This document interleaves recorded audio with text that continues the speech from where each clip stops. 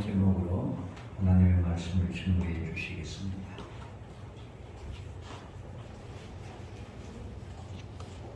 할렐루야. 아멘. 기도하겠습니다. 하나님 아버지, 참으로 은혜를 고맙고 감사드립니다.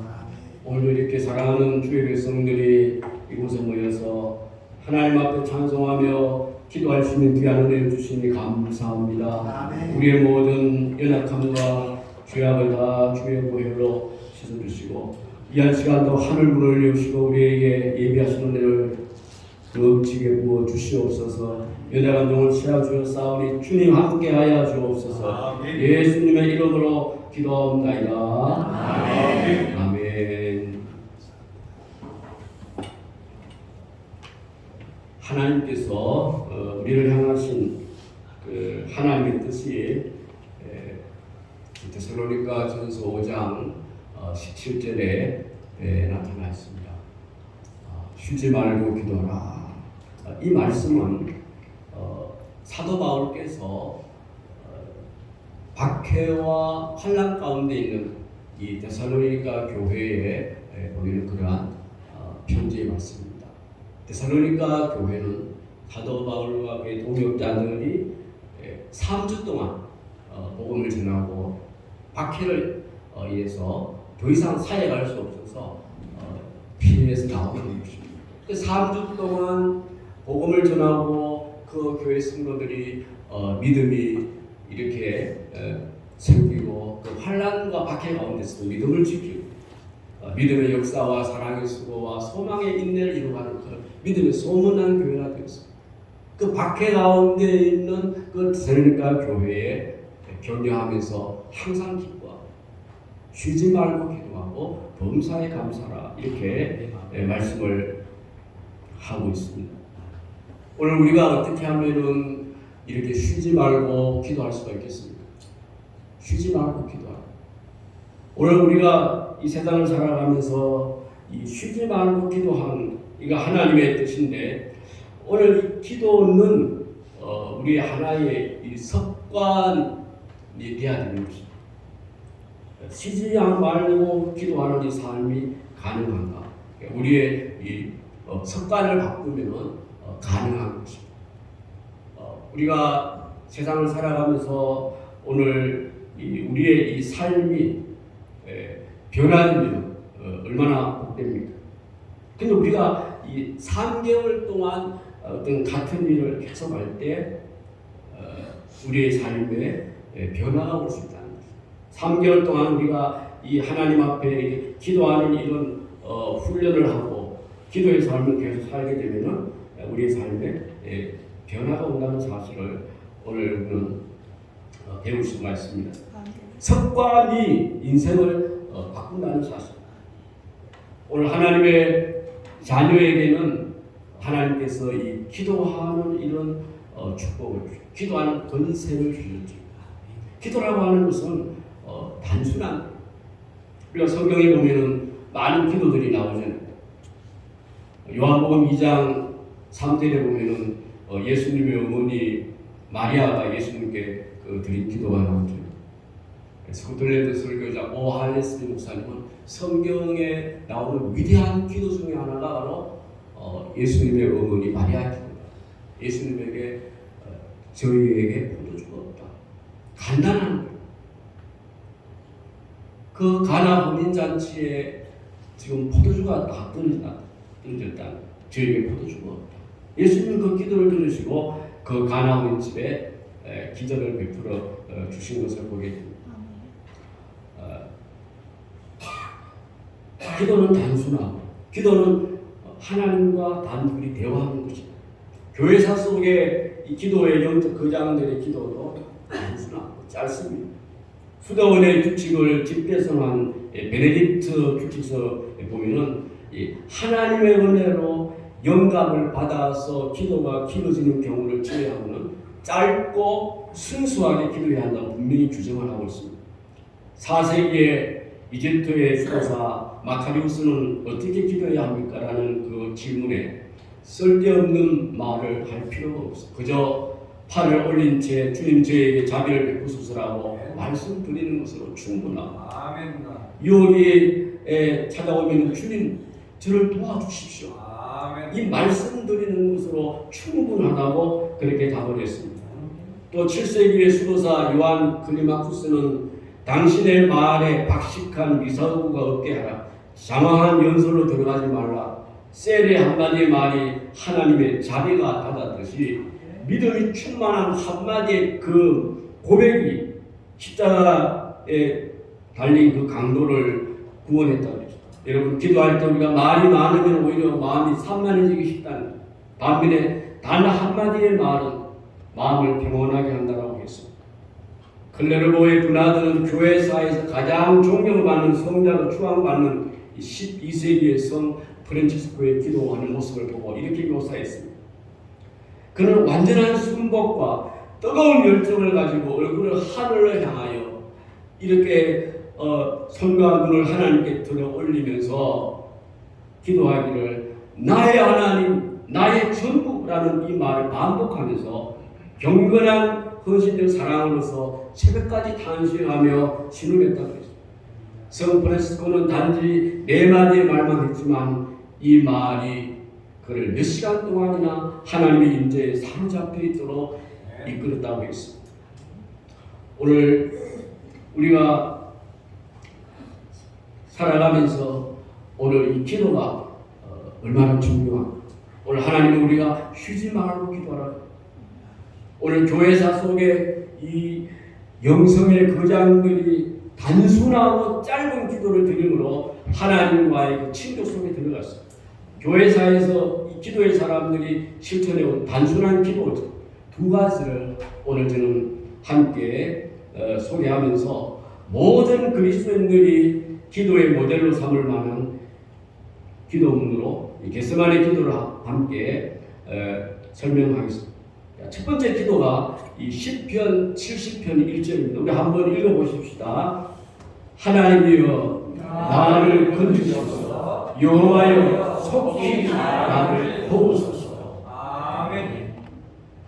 수도원에서 사용하는 이 기도의 가장 오랜 전통을 가진 기도문이 바로 이 시편 70편 1절입니다. 하나님이여 나를 건지소서. 여호와여 속히 나를 도우소서. 아멘. 베네딕트 규칙에 보면은 이 수도사들은 하루에 7번의 정해진 기도 시간을 가졌는데 그 중에서도 낮 시간에 하는 공식 기도의 그 모임에서 이 시편 70편 1절 말씀을 계획 기도문으로 사용을 하였습니다. 지금도 세계 많은 수도원에서 이 시편 70편 1절 기도가 드려지고 있는데 이 기도의 저자가 바로 누구냐? 다윗은 성경 인물 가운데 정말 얼마나 많은 고난의 세월을 보냈습니다. 그는 20대 시절에 10년 가까이 그는 현장 수배범으로 몰려가지고 도망다닌 사람입니다. 그는 매일 죽음의 순간을 직면하면서 한 나라의 이 왕이 찾는 그러한 죄수였기 때문에 매일같이 그의 목숨은 정말 경각이 달렸었습니다. 그는 고향과 친척 떠나서 산으로 들로 동굴로 타국으로 피난 다니면서 꽃다운 청춘을 보내야 했습니다. 그렇게 힘들고 어려운 시절에 다윗은 많은 시편을 지었는데 이 시편 70편도 그 시절에 지었을 것으로 그렇게 보고 있습니다. 목숨을 노리는 자들, 상하기를 기뻐하는 자들이 둘러싸인 상황에서 캄캄한 불 속에서 웅크린 다윗이 하나님 앞에 부르실 수 있는 말이 이것밖에는 없었을 것입니다. 다윗이 하나님 앞에 부르시는 기도, 하나님이여 나를 건지소서. 여호와여 속히 나를 도우소서. 오늘 우리 인간이 하나님 앞에 드릴 수 있는 간구 중에 이보다 더 절실한 기도가 어디에 있겠습니까? 우리의 삶의 현장에서 우리는 날마다 직면하는 크고 작은 우리의 문제들이 있지 않습니까? 그 어려운 문제에 맞서서 우리가 어떤 기도를 드리겠습니까? 하나님, 나 좀 도와주십시오. 내 마음을 붙들어 주시고 평정한 마음을 회복시켜 주시옵소서. 오늘 이러한 기도, 오늘 우리가 살아가면서 직면하는 문제들 하나님 나를 속에 도와주십시오. 이 기도가 오늘 여러분과 저의 기도가 되어야 줄 믿습니다. 두 번째는 이 예수님의 기도입니다. 누가복음 18장 38절에 보면은 다윗의 자손이 예수여 나를 불쌍히 여기소서. 이 기도는 여리고의 소경이 주님 앞에 부르짖은 그 기도. 그는 시각장애를 가지고 있는 사람, 예수님이 지나가신다는 그 소문을 듣고 그는 기회다 생각하고 주님 앞에 부르짖었어요. 다윗의 자손 예수의 나를 불쌍히 여기소서. 누가복음 18장 13절에 보면은 이 성전에 바리새인과 세리가 기도하러 갔습니다. 이 세리는 하나님 앞에 머리를 들 수가 없어요. 하나님 앞에 하나님이여 불쌍히 여기소서. 나는 죄인입니다. 이 고백을 가지고 주님 앞에 그는 있어서 기도했어요. 가슴을 치며 기도했어요. 다윗의 자손 예수여 나를 불쌍히 여기소서. 이것은 라틴어로 이레 엘레이손이라고 하는 말인데, 오늘 우리가 이 세계 기독교를 교파로 나누면 정교회와 로마 가톨릭 교회 그리고 성공회를 비롯한 개신교회로 분류할 수가 있습니다. 세계 그리스도인의 수가 약 24억 명 정도 됩니다. 요새 인구가 거의 80억에 가깝다는데 24억의 이 사람들이 이제 그리스도인들. 그러니까 나머지 약 거의 한 60억에 가까운 분들은 오늘 우리가 복음 전해서 선교해야 할 대상입니다. 할렐루야. 이들을 우리가 품고 기도해야 할 줄 믿습니다. 그 24억 명 중에 로마 가톨릭이 약 12억 명, 가장 많고 성공회와 감리교, 또 장로교, 성결교, 오순절, 침례교 등 개신교인이 5천 명 정도입니다. 그리고 정교회가 2억 7천 명 정도라고 합니다. 그러니까 이 로마 가톨릭을 제외하고 기독교 신자의 4분의 1 정도가 이제 정교회 신자들이 차지하고 있는데, 그 정교회 신자들이 가장 자주 사용하는 기도문이 바로 오늘 이 예수 기도문입니다. 다윗의 자손 예수여 나를 불쌍히 여기소서. 이 기도는 오랜 세월 이 정교회 신자들의 그 영성을 이끌어온 기도문이었습니다. 정교회 바탕을 둔 수도 언덕에서 이 핵심 기도문의 위치를 차지하고 있는데, 예수님의 이름을 부르면서 그 주님께 자비를 베풀어 달라고 호소하는 것은 성도의 가장 자연스러운 기도가 될 수가 있습니다. 오늘 예수 기도가 이 정교회뿐만 아니라 다른 교파들에게까지 널리 알려진 것은 19세기 러시아의 한 농부가 쓴 순례자의 길이라는 책 덕분인데, 그 러시아의 농부는 예배 시간에 이제 설교를 들으면서 목사님이 쉬지 말고 기도하라는 설교를 들었습니다. 자, 그러면 구체적으로 쉬지 않고 기도하는 방법이 무엇일까? 그때 가르침을 받지 못했습니다. 그래서 그는 쉬지 말고 기도하는 이 방법이 무엇인지 알기 위해서 여러 곳을 다니면서 영적 스승들에게 물었습니다. 쏙 시원한 답변을 듣지 못했습니다. 그러던 차에 어느 이름 모를 수도사를 만났는데, 그 수도사가 가르친 방법이 바로 이 예수 기도였습니다. 수도사는 다윗의 자손 예수여 나를 불쌍히 여기소서라는 이 기도문을 처음에 하루에 3,000번씩, 나중에 6,000번씩, 나아가서는 12,000번씩 입술을 가볍게 움직이면서 소리내 법소리라고 보냈습니다.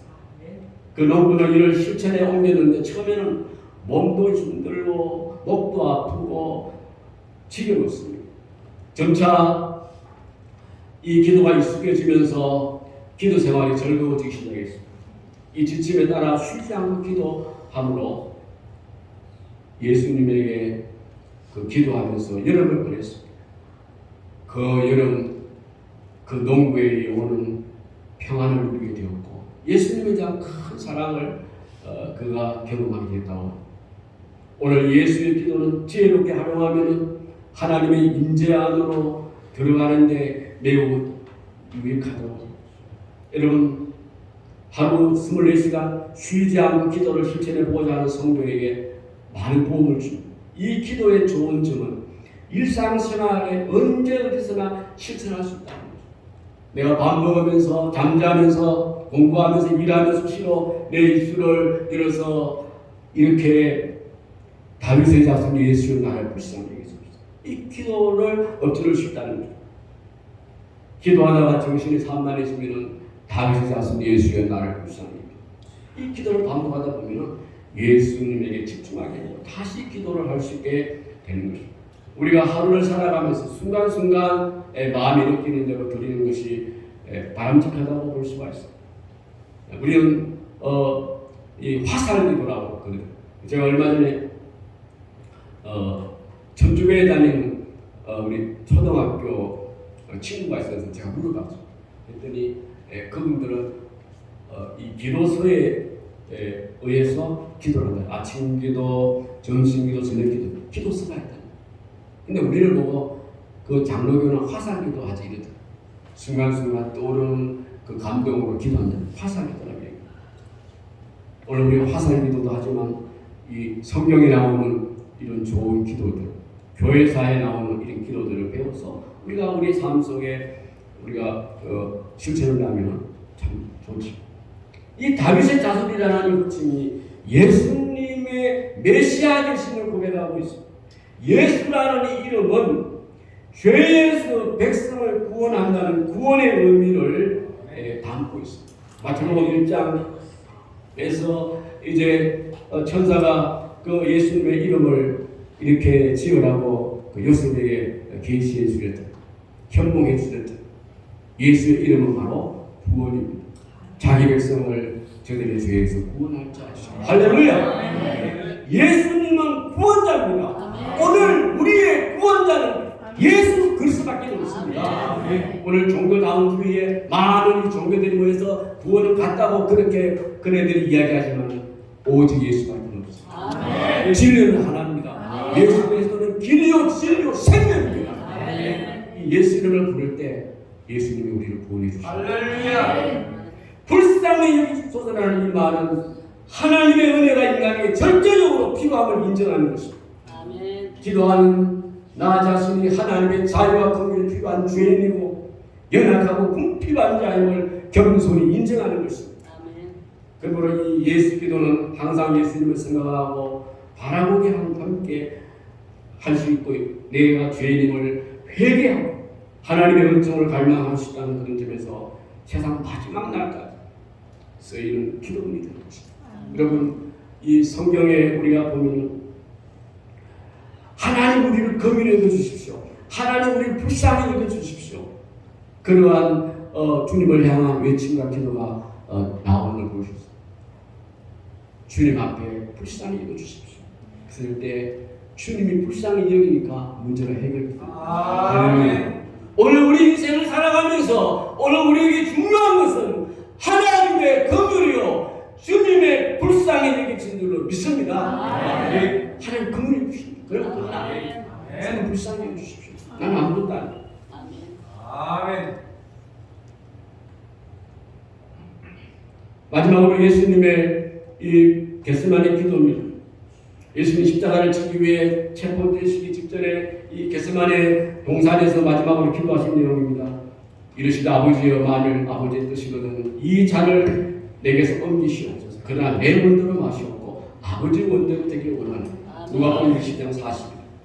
이 기도가 개인적인 성취 수단이 아니라 하나님의 뜻이 이루어지는 방편인 것을 우리에게 보여줍니다.